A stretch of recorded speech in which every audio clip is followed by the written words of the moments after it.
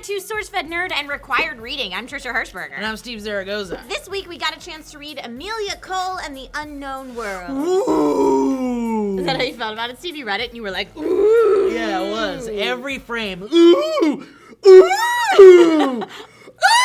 Ooh! It just got more intense every time. I really liked it. It reminded me of Buffy comics, like with a I'm a girl just figuring out who I am quippy remark. You've got this this hero kind of like she never wanted to be a hero, really. No. But she always was. She always would go to rescue people, and she was a good person. She's very with great power comes great responsibility, and if you're gonna have these magical abilities, you might as well use them for good. Amelia Cole and the Unknown World is by Adam P. Nave and DJ Kirkbright, and it is penciled by Nick Brokenshire, and it's a very fun piece that was actually a launch title for Monkey Brain Comics digitally, and then picked up in trade by IDW. We love our IDW. They do Lock and Key. Ooh. Yeah. She lives her life between these two worlds. One world that's dedicated, that's just science-based, and one world that's magic-based. Yeah, so it's like our world and then a magic world. Yeah, the science world is very similar to what we know is real life. But she hops back and forth and kind of has a little bit of a split personality. Yeah.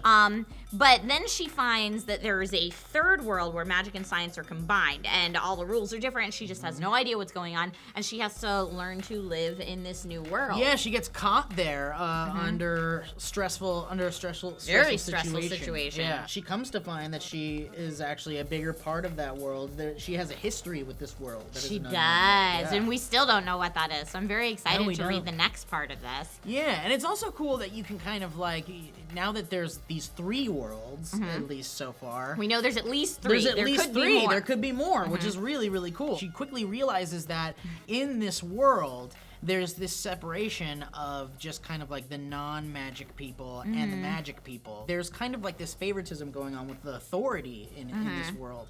And the authority kind of protects only the mages, only the magic people. There's this whole political struggle going on, and then she has to try to figure out where her part in that is. She tries to get a job, and she tries to fit in. She tries to make a little golem so she has somebody to talk to instead of just talking to herself, and she ends up making a huge golem. Yeah, we love him. He's great. We love Lemmy. And her wand breaks, but then then she has her unfocused magic. Let's get into some spoiler territory here. Okay. Because in the beginning of the book, she has her wand, and you learn very quickly that these characters, if they need their wand to focus their energy, and without that wand, they're kind of useless. Yeah, their energy is unfocused, and I guess for most, they lead you to believe that for most magic users, if it's unfocused magic, it's not that powerful, or it's not that threatening to the political hierarchy. Well, it's just uncontrollable. There's no real focus. But Amelia tends to do amazing things even with her unfocused magic. She's kind of a special one. She loses her wand in the beginning, and then she uses Lemmy as kind of like a trunk or like a toolbox.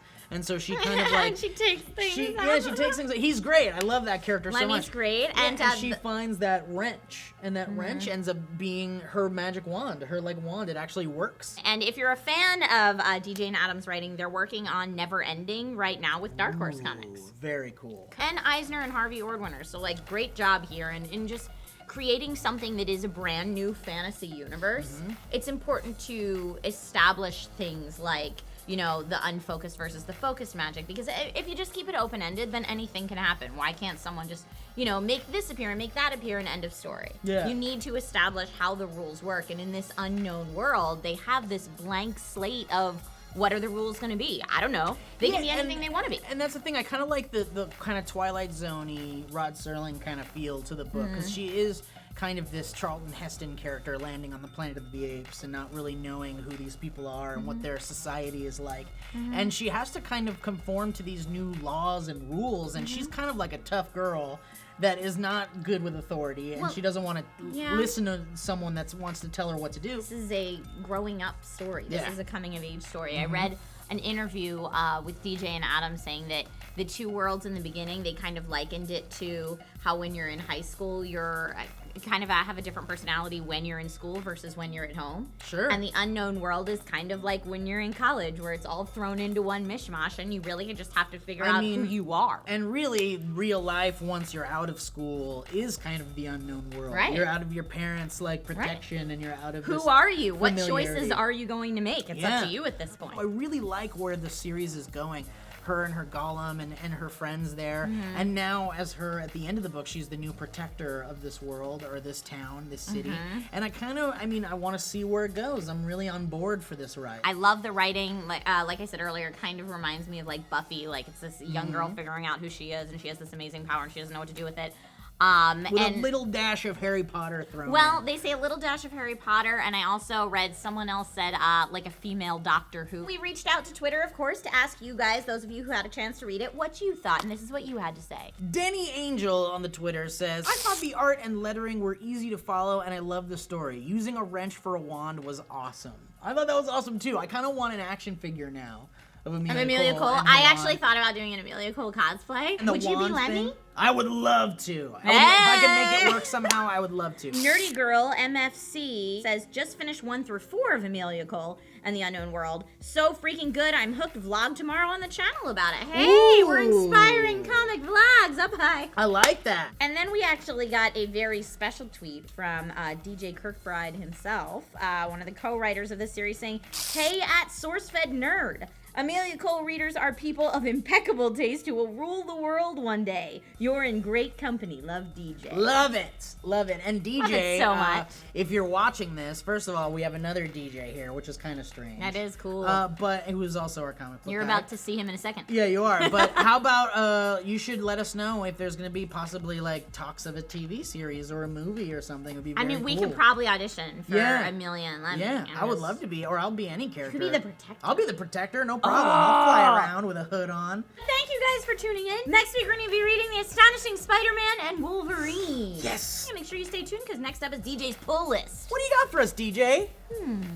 Hey everybody, my name is DJ Wooldridge and this is the pull list for October 9th. This week, Marvel releases the next installment of their event book, Infinity. Here's the deal, kids. 4 issues in and 2 things are abundantly clear. 1, to truly get the full scope of this event, you need to be reading Avengers and New Avengers along with Infinity. And 2, this is all a lead into Marvel's next big series, Inhumanity. Now, if you have the coin to buy all 3 of those books or are super stoked for the new series, then you gotta pick up this chapter. That's not me, so I'm thinking I'm gonna have to drop this book. Even though Black Bolt is a total badass and seeing him go toe-to-toe with Thanos is awesome. If you have no idea who the hell those characters are, then I just took 30 seconds of your life. You're welcome.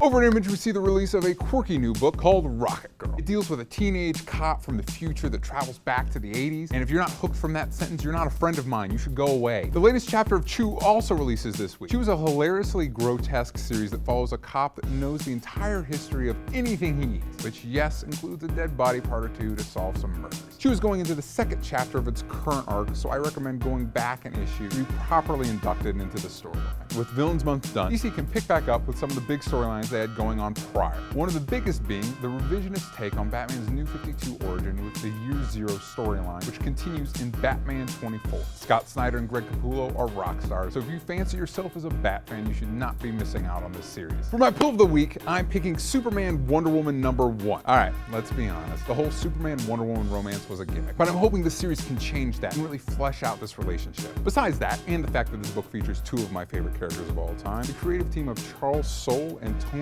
Daniel would make this a must-buy all on its own. So that's my pull list for this week. What are you grabbing? Hit us up on Twitter with the hashtag SFNComics, and you could be in this ticker down below. Like and subscribe if you haven't already. You can click this annotation for the rest of our stories. Also pay special attention to this little clip right here. If you click it, it will take you to our new channel, FHP, where they're doing a ton of cool shit. My name's DJ Wooldridge. Thank you for having me. You have a lovely home.